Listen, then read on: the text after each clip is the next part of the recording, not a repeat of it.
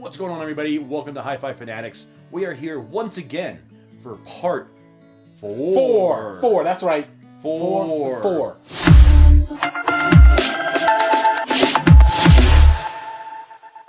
So I think this Battle of the Bookshelf thing is cool because I think it gives everybody a chance to kind of check out new bookshelf speakers, you know, because we haven't really started our tower speaker. I know. What is that going to be called? The Times of Tower Tribulation? I don't know. The Two Towers, Lord of the Rings. The Tower Tussle? The Tower Tussle. Maybe not. Either way, I think Giles and I are having a blast checking out all these different types of bookshelf speakers. So without further ado, let's go ahead and introduce our contestants. And we have 3 of them. I think first, we're going to bring back our returning champion. The returning champion. The Martin Logan 35XTi. And that's a lowercase I, if you're curious. And just to clear the record, in the last video, I made a boo-boo. I called this an AMT, and it's actually Martin Logan's proprietary folded motion tweeter technology. And I'm so sorry. Sorry to Martin Logan for... Don't forgive him. For definitely biffing that up. But yeah, these are returning for, to defend their title. The speakers we have chosen for this battle are 3 completely different price points. And I think the cool thing about that is to see how the sound, as well as the design and build, compare to one another at different price points. So the Martin Logans are going to be coming in at the most expensive out of the 3. I believe they're about 12. You know, when we talk about price, guys, I don't want you guys to go on Amazon and be like, oh, Mike got it wrong or Giles got it wrong, because prices are constantly changing. So we're going to be giving you the general price. Yeah, these are ballparks as of today, and it'll change. So ballpark as of today, these are about $1,200 for the pair. So that's where it's at. So 6.5 inch, driver, folded motion tweeter. They sound fantastic. I really enjoyed them when I reviewed them.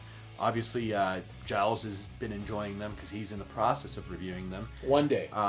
Yeah. So one thing to note is that all the speakers that we're going to be testing today are base reflex design, meaning that they're ported, and they're all ported in the back, right? So you'll definitely get different sound signatures amongst rear ported, front ported, or sealed, but these are all the same from that point of view. Now, but from a binding post point of view, some of them have dual binding posts and the others just have a single set, and you'll see that on the cues. Boom. Second contestant is our budget entry. Budget entry. And I don't want to call it budget because budget has such a nasty name. Honestly, the design on these Acoustics 3030Is are absolutely phenomenal. The chrome accents, the tweeter, the driver, also a 6.5 inch driver, so it does match the Martin Logans. And I know in our previous video, the last video we just did, the part 3, we had 2 5.25 inch drivers versus the Martin Logan. So right.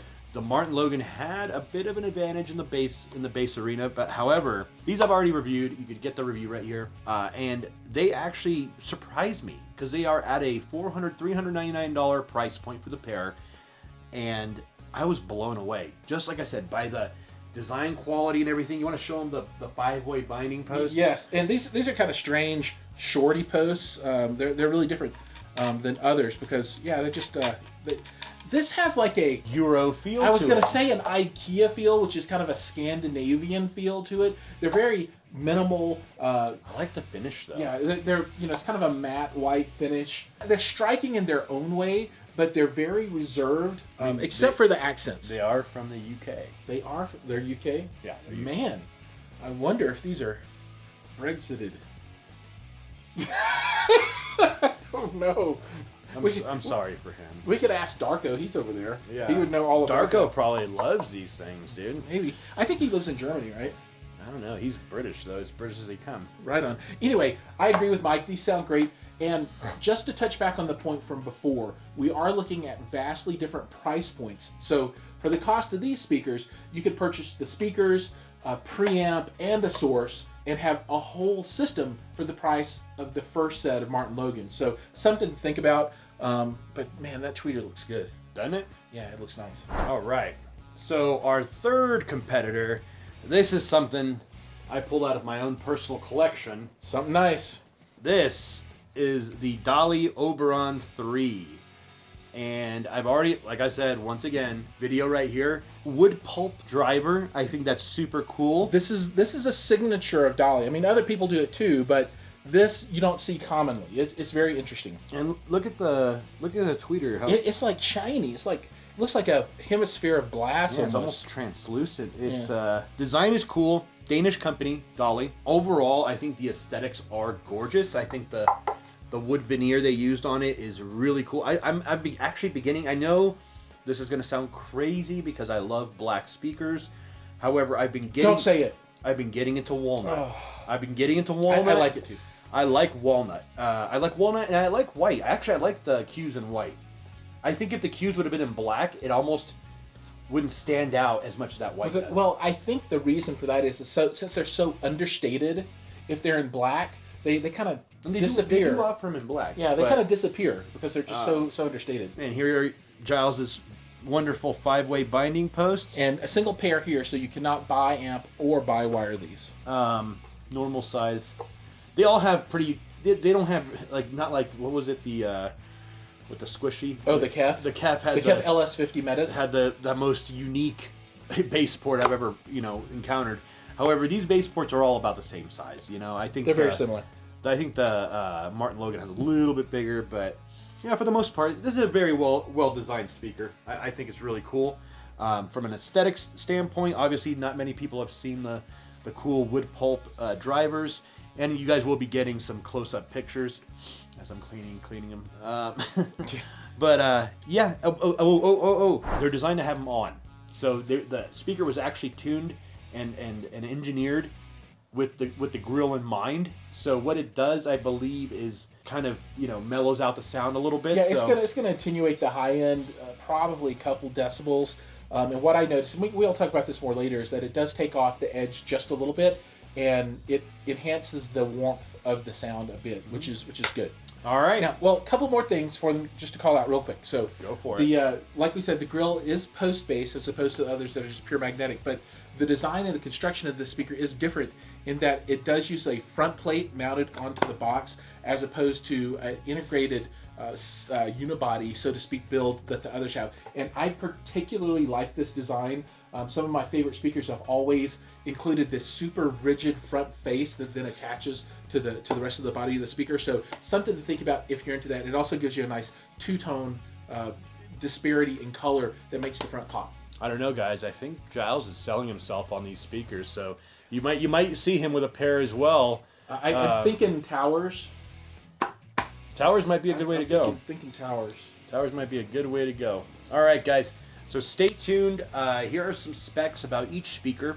Really brief, because obviously you can find the full detailed, breakdown on each of our review videos. Coming soon. But yeah, check out these specs, and then we're gonna go ahead and let you know what we thought of each speaker. The 3030i bookshelf speaker is the latest addition to the Acoustics speaker range. It's designed to deliver the biggest and most commanding sound in a speaker of this size. The 3030i uses the same tweeter found in the 3050i floor standing speaker and a 6.5-inch mid-bass driver. The frequency response is rated at 46 Hz to 30 kHz. Sensitivity is 88 decibels at 1 meter. Power handling is rated from 50 to 145 watts. The minimum impedance of the speakers is 4 ohms. Next up, we have the Martin Logan Motion 35XTi bookshelf speaker. The XT stands for Extreme. This bookshelf speaker is designed to be capable of delivering extreme performance and lifelike detail. The 35XTi matches its folded Motion XT tweeter with a 6.5-inch aluminum cone mid-bass driver. Together, these drivers produce a frequency response of 50 to 25,000 Hz. The speakers have a 92 decibel sensitivity, and the recommended amplification power is from 20 to 250 watts per channel. Nominal impedance is 4 ohms, and the speakers are compatible with 4, 6, or 8 ohm rated amplifiers. Closing out our list is the DALI Oberon 3. The Oberon 3 combines the large sound of a floor-standing speaker with the compact design of a stand mount. The speaker features an ultra-lightweight 29mm soft dome tweeter and a 7-inch wood fiber woofer. The Oberon 3 sports a frequency response of 47 to 26,000 Hz and a sensitivity of 87 decibels. The recommended amplification power is 25 to 150 watts, and the nominal impedance is 6 ohms. Okay guys, we are back and we have had a chance to listen to each speaker in detail, A/B test, and we've come up with some really cool conclusions, I think. Absolutely, yeah, and it didn't go exactly the way I expected it to. Now, to be fair, I had not heard the DALI or the Q before today. So today's my first day. I spent a lot of time with the Martin Logan, so I'm very, very familiar with how that sounds. But the other two was new. So for me, I was a bit shocked. Yeah, I have heard all three, so I was actually surprised how... Okay, so here's the deal. They sounded completely different here in Giles's environment and with Giles's setup than they did with mine. And that's something you guys also have to take in consideration when you are watching reviews and you're watching particular reviewers. Their opinions can be, you know, I mean, for the most part, skewed on their environment. You know, like if Giles listens to a certain speaker and I do listen to a certain speaker, depending on the environment, it could be a completely different experience. Absolutely. You know? Yeah. Don't you think so? Absolutely. So always the room is a consideration. And just to give you a rundown so you know what we're listening to specifically, in the chain, we're starting out with a J-Pi, which is a Raspberry Pi running Volumio, which runs to a topping E30 DAC, which is, I think, still one of the best buys on the market today. That feeds down to a Schiit Freya Plus preamp, and we are running it with the tubes turned on. From there, we go down to really what is a fan favorite amplifier, kind of an everyman's amplifier, the Crown XLS 1502. From there, straight out to the speakers. Now, how I ran it with mine, I ran it from a Blue Sound Node 2i. I didn't use my Pi-Fi. Blue Sound Node 2i into a FX Audio tube preamp, into the Stark Sound AD4, and directly to the speakers using Audience AV cables. So I like the way my system sounds because I have tone control. However, in this environment, we're listening to it completely flat to kind of get a better understanding of the character of the speaker rather than, you know, listening to it how I want to listen to it. However, I am, you know, trying to convince my friend Giles here to get some kind of tone control. Well, Schiit makes the tone has control. Some good shit. You know? Yeah, they have good tone control. So they have good tone control, and you'll have to get the Loki, I think it's called. It would match. It would match the same color as long as it's silver. Another thing to note: the room that we're in is treated, meaning that there's a lot of acoustic treatments here. This is actually a multi-purpose room and is used for theater viewing as well. So the sound is quite controlled, which is much better than any other location in a home. Now, if you don't have a treated room, obviously it would sound different to you because, I mean, there's just no slap echo here at all. It's a nice neutral sounding environment. So to get started, we listened to 3 different tracks to test these speakers today. We started out with Long After We're Gone by Chris Jones. Mm-hmm. Yeah, Chris Jones. And what I like about this song is just the rich male vocal and the acoustic guitar. It does have some nice bass. It does have nice bass. Oh, it's deep bass for that guitar. You know, I'm not a huge country music fan, but it just doesn't feel like country. It feels more like I don't know. It's hard to describe the genre. Like a folky rock song. Yeah, but he's actually a country singer. We also listen to Cradles by Suburban. And that's actually my kids turned me on to this one. I like Suburban a lot. They're a really good band, and they're kind of cross-genre almost. They do some rap and music and electronica and a lot of stuff, but it was really good. But from there, we went to... Fireflies by Owl City. This is my favorite. I love this song. These were mostly his choices. But, I mean, aside from those 3, I did listen to my own type of music on it as well. But like I said, that's what kind of led me to the conclusion that depending on the system in the room and the EQ of everything, it really has a huge effect. So, guys, when you hear someone talk about a speaker, definitely take it with a grain of salt because you will get an overall, I guess, good description. However, you will never experience a speaker until you listen to it in your own environment. So I always recommend, if you're interested in a speaker, buy it. Try it out. Most of these companies have 30-day return policies. So if you don't like it, if you absolutely hate it, if it sounds like complete trash, then return it. But if it sounds good, then it sounds good. You know, like that's what I recommend. I don't know. That's just my opinion. You should always use content that you're very familiar with, because when you know a song, then you can identify those subtle differences from speaker to speaker, as opposed to just listening to something that you've never heard before, because at that point, you don't know what can be different. You have no frame of reference. So always use content that you're familiar with, and that's what we did. Yeah. So let's go ahead and get started with, let's do the cues. Cues, yeah. Cue 3030I. All right, you want to hold it? Yeah, I'll hold it. Let me get it signed. There we go. Lined up. Get it right in the middle. All right, so in my review that I did, a few weeks back, I described these as very bassy, and I enjoyed their sound very, very much. I think for the value, I think you're going to be getting tons of value out of these. The aesthetics are nice. The sound signature was great, but I really want to hear Giles' opinion. Okay, this is my take on this speaker. It feels to me that Q was trying to build a speaker to do everything. I think they designed this as a speaker that someone would buy and then not add anything to it ever. Nothing else. This is it. This is all there's ever going to be. So you would never add a sub. You might not add EQ. Just super bare bones and simple. And I think when you try and please everyone, ultimately you have to make sacrifices. So I agree with Mike. Super bassy. However, I feel like the top end a little too sharp and shrilly for me. When you turn it up, it can get a little too much for me. Maybe it's just I don't know. Maybe you call that too bright. But for me, it kind of went past being bright into a little harsh. See, and that's something I did not experience in my environment. So that is a huge factor to weigh in, because when I listen to them here, everything he's saying right now is accurate. However, when I listened to him in my environment and my system, they sounded completely nice. The highs were mellow and the bass was nice and deep. So that is something, like I said before, has to be taken into consideration. But how we demonstrated them here, he is correct. They were a little bit harsh on the top end, but the bass was there, you know. So there was a ton of bass for the price point. I think I'm going to say that a lot in this video. $400 gets you a solid speaker that sounds good. Don't take what I'm saying as it doesn't sound good, because it sounds good. I'm really taking this to the extreme so that when we compare this to probably slightly more articulate speakers, that you can understand what the difference might be. But for $400, you take the price delta between this and the others, buy everything else you got, and you got a system that you'll be super happy with. All right. What's next? Let's do Logans. All right. Logans. This will be the second time we're doing the Logans now. That's right. Let me take off this magnetic grill. I love my magnetic grills. Can you guys see that at home? Folded motion tweeter, 6.5-inch driver. The Logans deliver. I think the Logans absolutely deliver. They sound fantastic. They have, they don't have deep bass, but they have nice tight bass. They have very good mid bass. So pairing this with a sub would be absolutely necessary if you want anything below, I think, 40-ish hertz.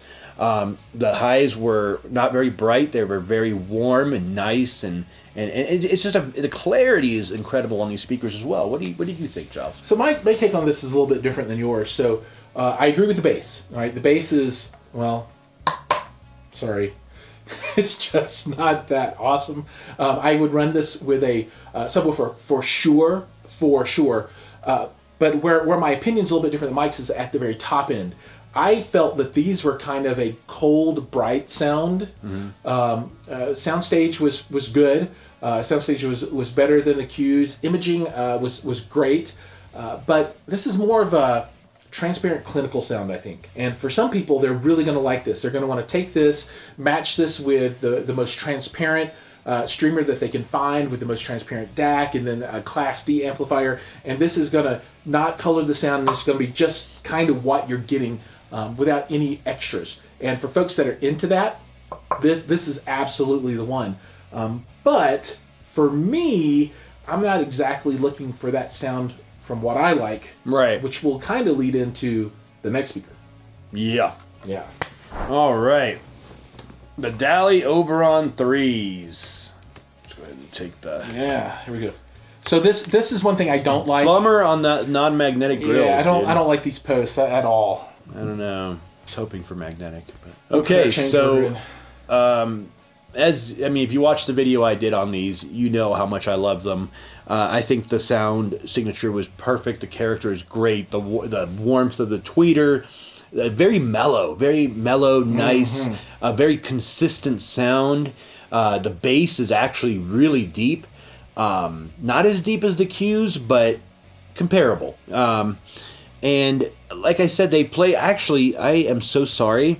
I made a mistake earlier. This is not a 6.5 inch. This is a 7-inch driver. 7. Yeah, this is a 7-inch. Half inch matters. Half inch matters. But overall, this to me is for the price point. And we're saying that again. It's they come in about $800 for the pair. I think these are phenomenal speakers for the price point. I think they deliver. I think the aesthetics are nice, clean, beautiful. Can't go wrong. What do you think, Giles? I generally concur with everything that you said. So price point, $800. That's a winning price point for these. I mean, for what you're getting for the money, they could be priced $1,200, I think, and people would still buy these. No question. When I think about the sound, these, I don't think the soundstage was quite as wide on these as the Martin Logans, although the imaging was quite good. The bass was surprisingly good.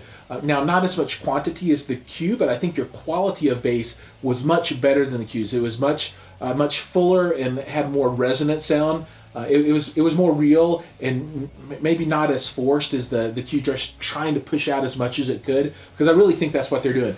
But this had a nice full rich bass. The mid-range and the highs on this were outstanding. So where I felt the Martin Logans were more clinical and more cold and bright, these were mellower, fatter, and wider. I know these are words that don't really mean anything with sound, but the mid-range and vocals on these was more pleasing to my ear, and it wasn't, I don't know, it's like lights, the yellow light warm versus the cold blue white light. This is much more of the warm yellow light, which I really appreciate in a speaker. Anything else? I don't know, I like these a lot. Mike told me that I was going to like them. He's digging them. I didn't want to like them because I really liked the Martins before, and I'm like, I had an internal bias, and that's why I said at the beginning I was surprised, because I fully expected to come in and the Martin Logans were going to blow all the stuff away and just destroy it. Well, the thing is that Giles was completely perplexed that I actually purchased these, because obviously you guys know, as reviewers, we get an influx of gear constantly. So buying a piece of gear while doing all this stuff is just creating more stuff to store. However, upon hearing these, I tested them out, heard them, I fell in love. I fell in love with these speakers. So I think they are fantastic. Like I said, I personally purchased them myself. These were not provided by DALI. And I think they're great. I think they're great. So I guess the time has come to decide on a winner. The final word. And like I said, I don't think it's necessarily fair to be pairing the Q acoustic against something like the Martin Logan or the DALI, because we're talking about a minimum of $400 price difference and a maximum of $800 price difference. And that's a lot of scratch. In between. Yeah. Like, you can literally buy 3 Q acoustic 3030Is for the price of one pair of the Martin Logans. So for the price point, I think the Qs did very well. However, I felt obviously the Martin Logans and the DALIs did outperform them. Now let's just go ahead and eliminate. Yeah, the Qs are out. I agree, and I don't have anything more to add beyond what Mike said. I think they're a great speaker. $400. If that's your budget, all day long. Don't worry about a sub. Just put these wherever you need to listen to them, and you're going to have a great experience. Now, I would like to bring them back when we do have more bookshelf speakers within that price range, because I feel that they will prevail. Oh, they'll be a strong contender. In that category, in that price range, I don't think there's anything that can touch them. However, let's move on to the Martin Logans, which were the returning champions. Mm-hmm. How do you feel they paired up against the DALIs? Well, for me, it comes down to really preference. Mm-hmm. Now, if I take the price out, I felt that as a standalone unit, and this is the reason why the Martin Logans won last time, because we're thinking about these just as the speakers themselves, and they sound good and they had a bit more broader range than our prior candidate. And I'm not going to call them out by name, but one of my favorite speakers ever. Though it's just awesome, especially when you put a sub on it. But today, I don't think they stacked up quite as well against the DALIs. Like I said, very clinical speaker, very, very good sound stage, very good imaging, very transparent. And if that's what you're looking for, go for it. And it's a great looking speaker. Oh, it's the best looking one of all of them for my aesthetic. But I'm not trying to win a beauty contest here. This is all about function over form, which then leads us to the DALIs. DALI Oberon 3. I think the DALIs had the best sound out of the three, obviously. I think they look the best? No, I think Martin Logan has better looks, but overall performance, value, delivery, and the looks aren't bad. I mean, they're. I wonder when you get into a DALI at a $1,400, $1,200, $1,300 price point, what the aesthetic is there. Maybe when you move up to a more expensive model, the looks of the speaker will catch up to that of the Martin Logan. I would be happy to review and explore that with you down the road. Yeah.